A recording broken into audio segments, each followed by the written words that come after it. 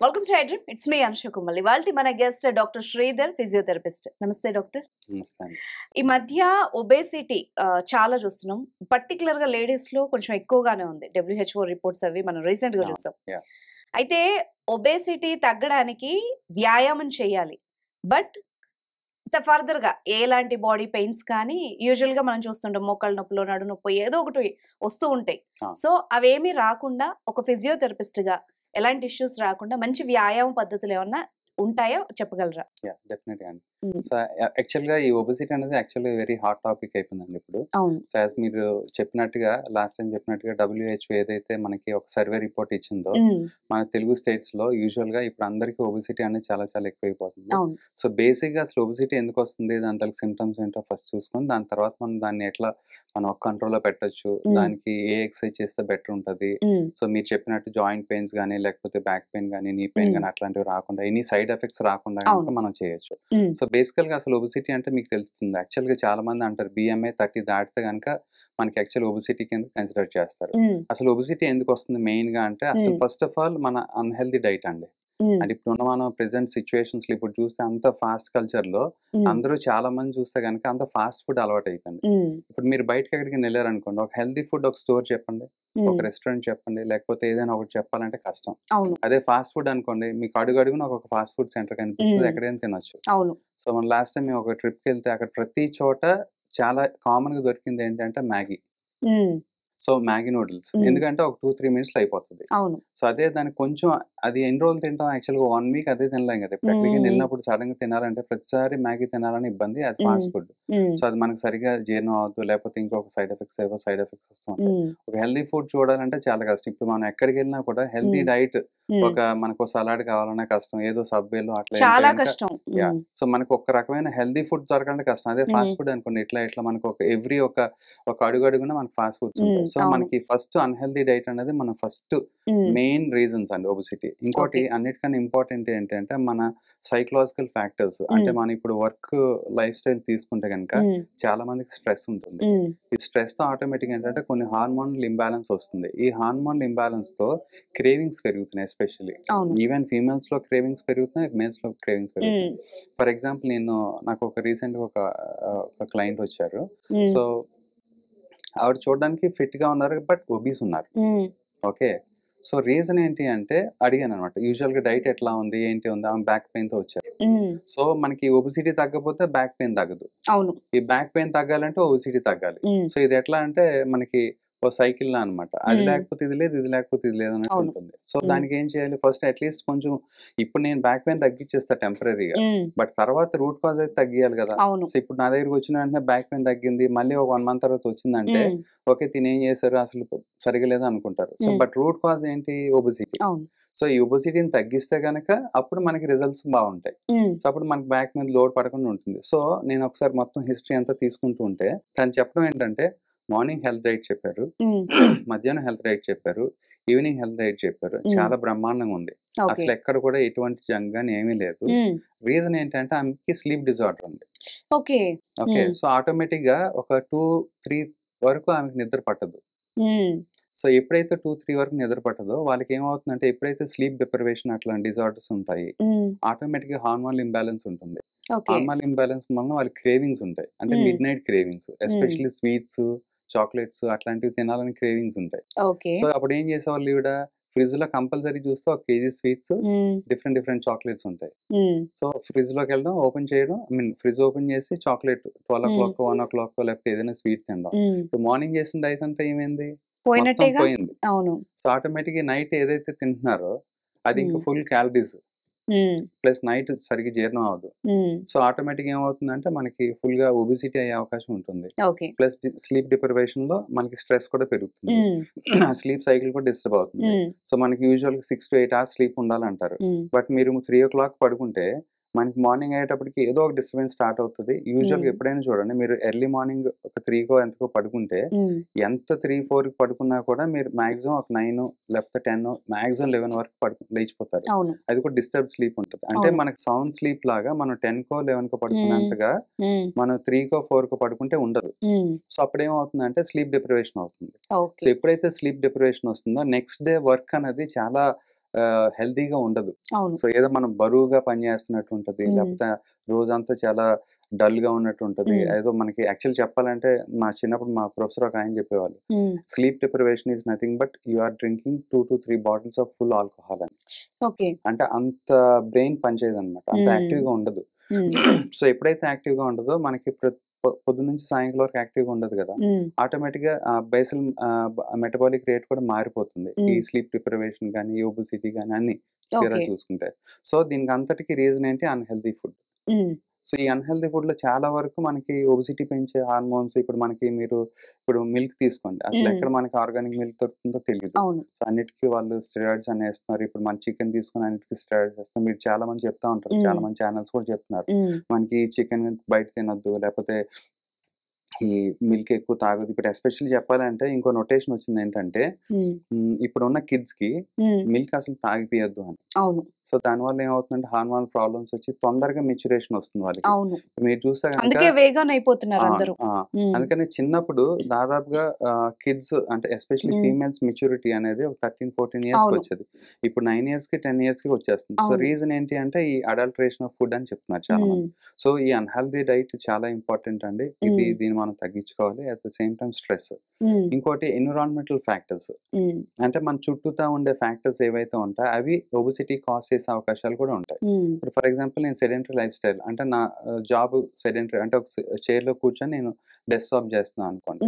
So what I do అదంతా sedentary life style. ఆటోమేటిక్‌గా మన work style for example maximum start అయ్యేది ఎప్పటి నుంచి మార్నింగ్ 6, 7 నుంచి స్టార్ట్ అవుతుంది. నైట్ ఒక 10 వరకు ముగుస్తుంది అనుకోండి.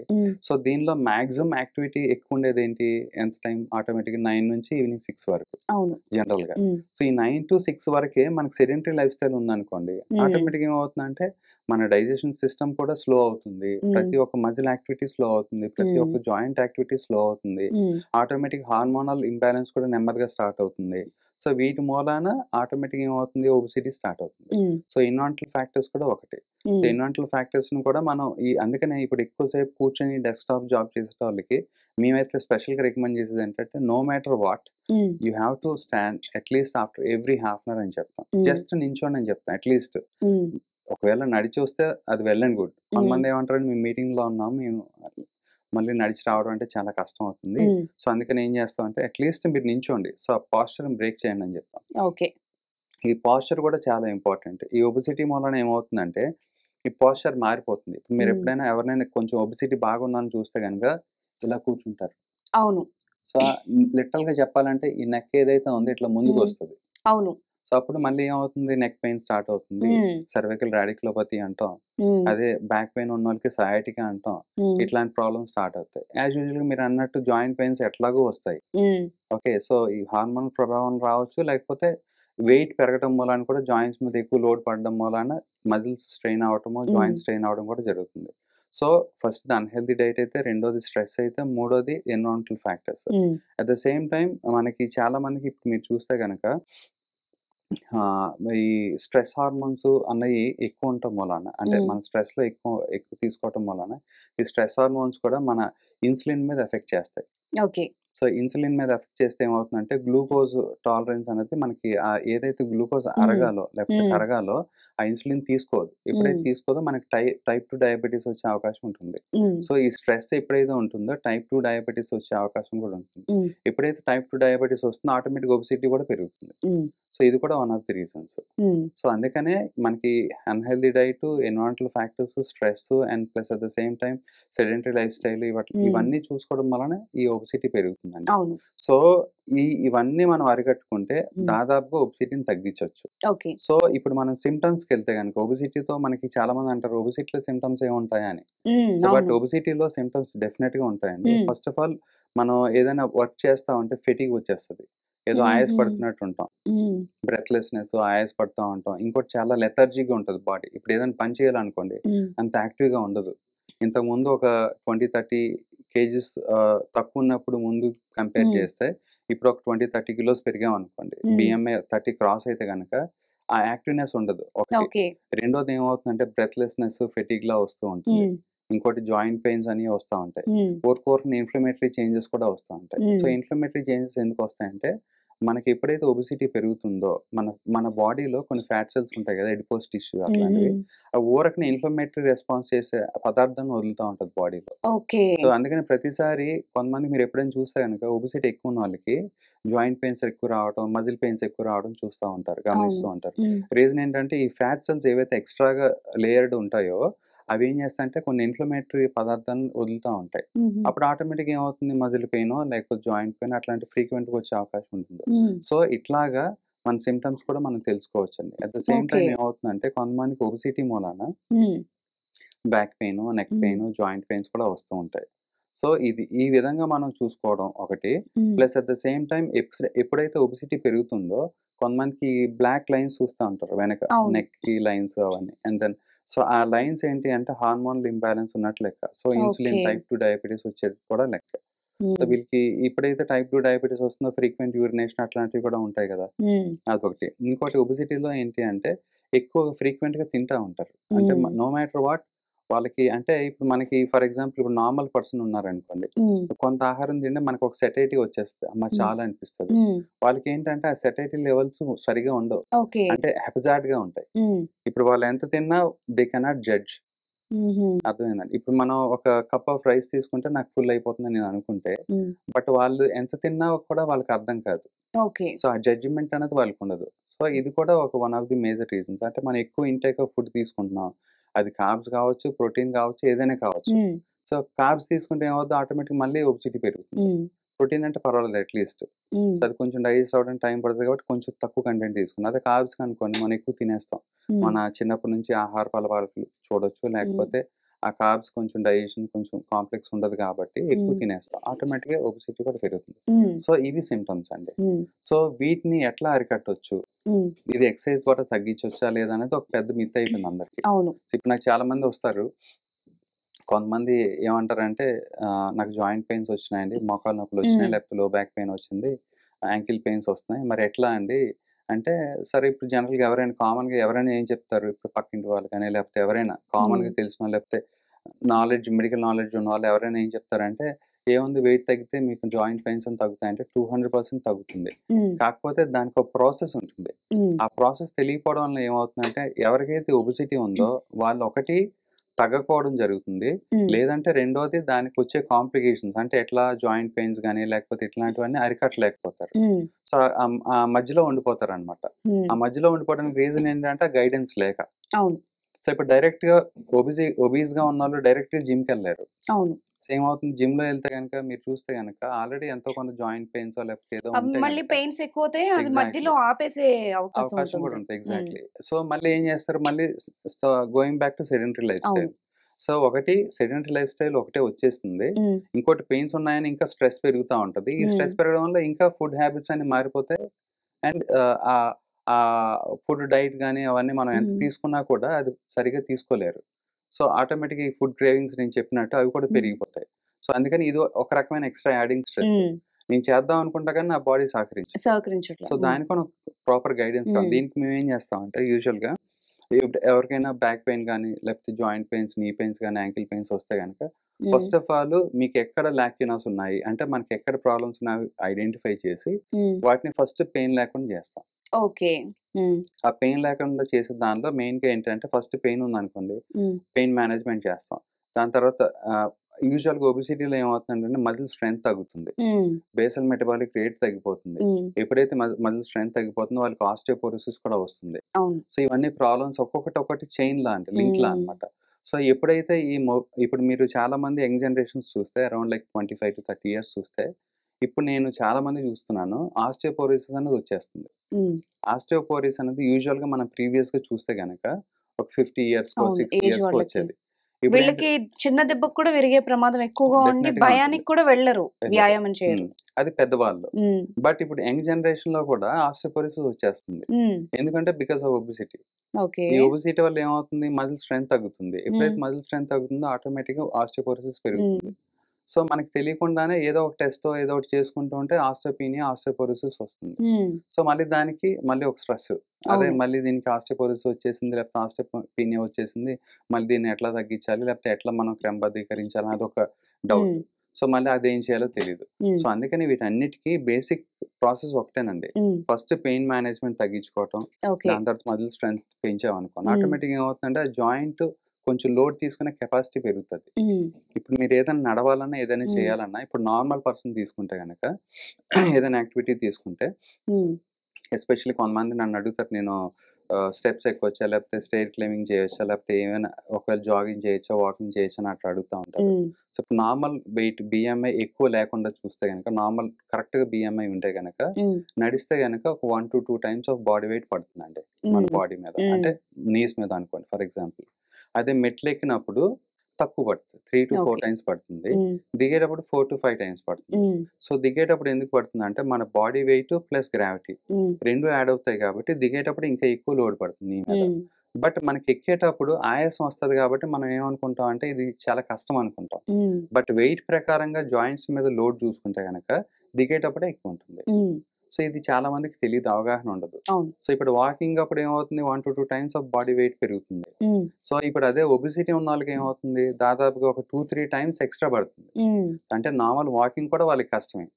అది నార్మల్ వాకింగ్ చేసినా జాయింట్ పెయిన్స్ ఎక్కువ అవుతాయి.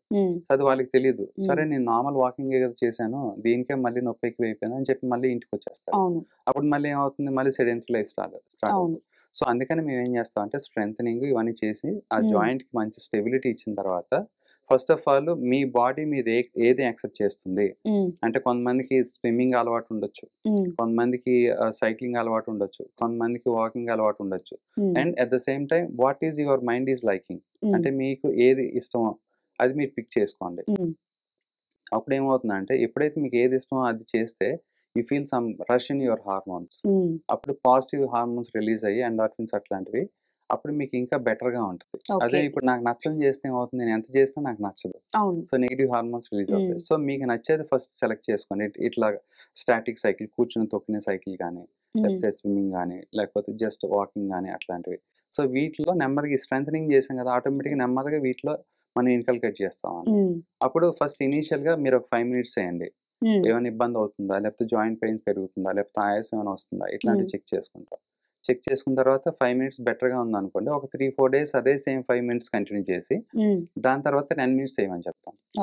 సో మళ్ళీ అది ఒక 3-4 days చేసి మళ్ళీ 15 minutes చేయమని చెప్తాం. సో మళ్ళీ అట్లాగా 15 to 20-30 minutes చేసుకోమని చెప్తాము.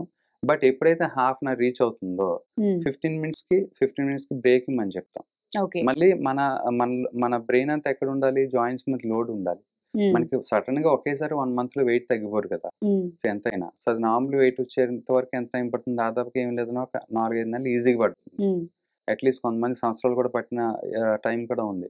సో అందుకని మనం ఎప్పుడు కూడా మన అడ్వైజ్ ఇచ్చేటప్పుడు బాడీ వెయిట్ ని దృష్టిలో పెట్టుకొని మనం కొంచెం పెంచుకుంటూ వెళ్ళాలి. అందుకని మేము ఏం చేస్తాం అంటే every 15 minutes కి బ్రేక్ ఇచ్చి కాసేపు కూర్చొని మళ్ళీ ఒక 15 minutes మీరు వాకింగ్ కానీ, జాగింగ్ కానీ, నాట్ జాగింగ్, వాకింగ్ కానీ, స్విమ్మింగ్ కానీ, సైక్లింగ్ కానీ, స్టాటిక్ సైకిల్ కానీ ఏదైనా చేసుకోని చెప్తాం. సో ఆ విధంగా మనం జాయింట్స్ మీద లోడ్ లేకుండా, జాయింట్స్ మీద ఇన్ఫ్లమేషన్ లేకుండా, మళ్ళీ పెయిన్స్ రిక్రియేట్ చేయకుండా, పెయిన్స్ ప్రివెంట్ చేస్తూ నెమ్మదిగా యాక్టివిటీలోకి స్టార్ట్ చేస్తాం.